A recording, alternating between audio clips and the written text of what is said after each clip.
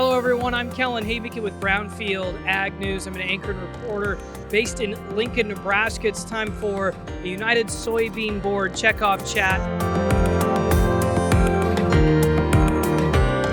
I'm with Brent Gatton with USB. Brent, you're a farmer in Kentucky. Just real quick, how are things over on the eastern side of the United States? I tell you, right now we're in pretty good shape. We've got plenty of moisture as of the last couple of weeks, and it's been extremely windy, but I think the ground's going to dry out pretty good, and hopefully we'll be on the field by the 1st of April. Let's talk a little bit about products, soy-based products, and what Checkoff dollars are doing. And I know that starts with shoes. Yes. Tell me more about that. Yeah, what is neat with the shoes and how that came about was actually one of the investments that we have with the Goodyear Tire Company, that they're wanting to be by 2030, 2040 in that time frame of strictly non-petroleum use in their tires. I think 8% of a tire actually has a petroleum-based oil in that tire. And so now, using soybean oil, we're hoping to be able to get that market share and come in there and be able to replace petroleum oil. So by using that technology, they were actually to be able to incorporate that in some of Skechers models tennis shoes. So some of the backing, the grip, and the soles of the shoes are made with the soybean materials. So now we're talking about soybean oil, and we've got a lot of plants scheduled to come online, soy crushing plants. How does the expansion of that help boost demand for these soy products? You know what's really interesting? We are just now in the beginning phases of our new strategic plan. We're about a couple years in on it, and we have 2 action teams, a supply team and a demand team with 3 priority working groups. We have infrastructure connectivity, health and nutrition, innovation, and technology. And you may or may not know we have 76 other directors, 77 total on the United Soybean Board. And that when we get together, we may represent our own state, but we actually take our state hats off, and we're actually looking out what would be the greatest opportunity to find new uses and new markets for U.S. soy. So our main goal is to be able to leverage and responsibly leverage checkoff dollars and invest these checkoff dollars for the highest return on investment for farmers. Now, these products, just mainly U.S., or are they available outside of the U.S.?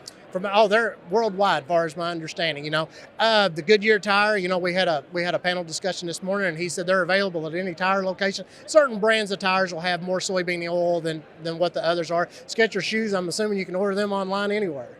Well, and I know another product, and we're actually standing on it right here. It is a special kind of turf. What's it called, and tell me more about it. This is a very neat product. This turf is called Synlawn. And what separates them from the competition, last year, whenever I was on the Audit and Evaluation Committee, we had a tour at the San Diego Zoo, and Rob Dant from Georgia took us out to the zoo in high traffic areas where they were unloading a lot of buses, and they were having so much trouble with like sod and things like that wasn't lasting. So what they did, they got in there and put some of the Synlawn in, and it was holding up so good to all the heavy foot traffic and things like that. And what separates us, the reason we were in California, was that my understanding there's over 200 turf companies in the world, but there's only 3 or 4 actually American-made turf companies. And what separates them from the competition is they're the only company in the United States that is a soy-based product. So I thought that was extremely cool, that's how they found that niche market, because people were looking for a renewable, sustainable type product, and that's what separated them from their competition. So people will pay a premium for what they know, what they're getting. And myself personally, I actually installed Synlawn when I got home.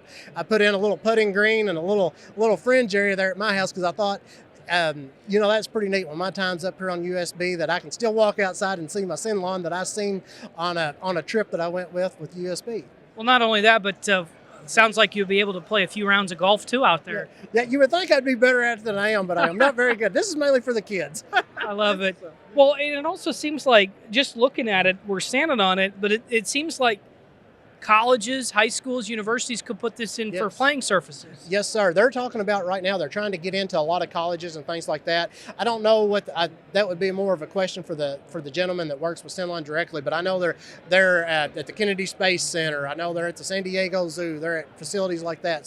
So they're trying to get out there. I'm wanting to think, I can't remember the total square foot, but it's like how many 150 million square feet is what they're producing a year, possibly something like that. So now, you mentioned you've had this product at your home. How's it held up through the elements? It's done really good. We just installed it back this fall, and honestly, we've had snow, we've had rain, things like that, and you can't tell any difference in it. It's held its color really well, and it's just a neat concept and a neat product. And this is all coming from Checkoff dollars that USB has invested, right? We're in partnership. So what's good about, say, like with the Goodyear and the Columbia Forestry products that has a bio-based plywood, and with Sinlon, is that we're in a partnership together that I feel like we're on the offense together.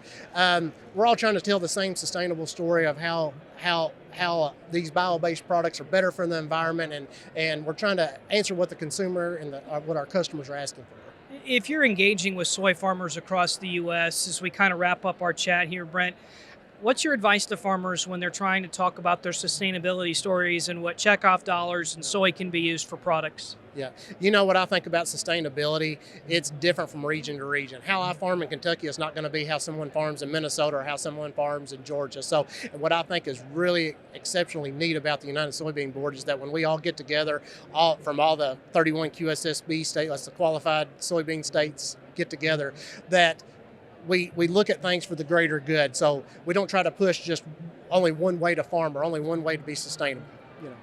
Those are my questions, Brent. Anything else you want to talk about? No, we're just super excited to be here at the Commodity Classic. As you may see, that we're standing here on the Sinlon turf, and you see a lot of people wearing football jerseys. So we're kind of in the team spirit this year. And if you walk around, we've got a chicken back here, which soybeans. A lot of people don't realize that they are in a lot of non-food uses, but also the animal industry is our number one consumer, and so we have a fire truck that represents the biodiesel, and we have the fire truck also is representing the Goodyear tires. So we appreciate it, and hopefully people enjoy the booth this year. That's Brent Gasson with the United Soybean Board. I'm Kellen Avican for Brownfield Ag News. This has been another United Soybean Board Checkoff Chat.